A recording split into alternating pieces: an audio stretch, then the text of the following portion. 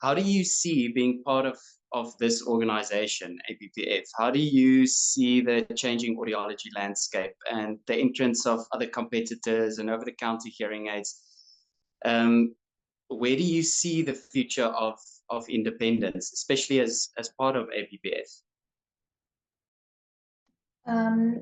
So firstly, I'm very grateful for APPF, and I knew Francis only by us bumping into each other at conferences. So over the years, I got to know her very well, and for some reason, the two of us just connected.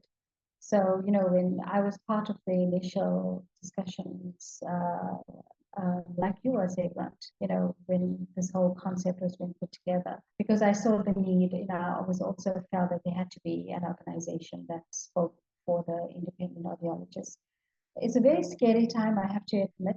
There's a part of me that's also tries to look at it a little bit philosophically.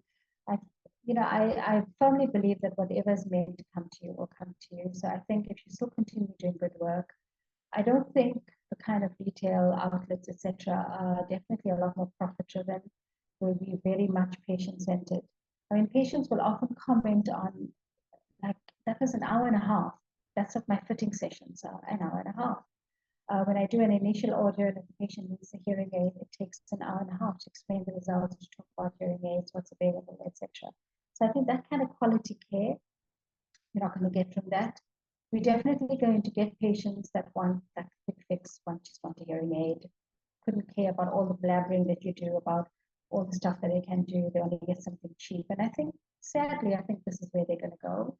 I think I'm trying to be philosophical about this and feel that there's via word of mouth. And that means I'm doing something good for people to refer me to their friends and their family, etc.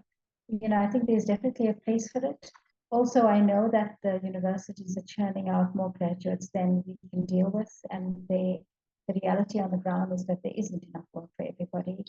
So I think, sadly, maybe this opens up an opportunity for newly qualified people to get their foot in the door, to get employment as such.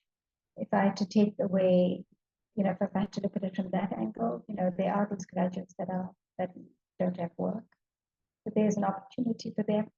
But I think at some point they're going to evolve and want to open up their own and be independent like we are. So we can't fight it; it's here to stay. And I think APPF is definitely has established itself in a very short time as a voice, a strong voice, and a force to be reckoned with. And I think thanks to the very strong leadership that we had in Francis and now with Cara, I really don't carry my weight in APPF. I have to admit, I can do more, but I don't. I don't think it's something that we need to fear. I really don't. I think if you value what you're doing and if you have a good skill set and if you're offering best practice and if you know that it's all about patient-centered care, we're offering something very different, Saban. So that's going to be here. It's going to stay.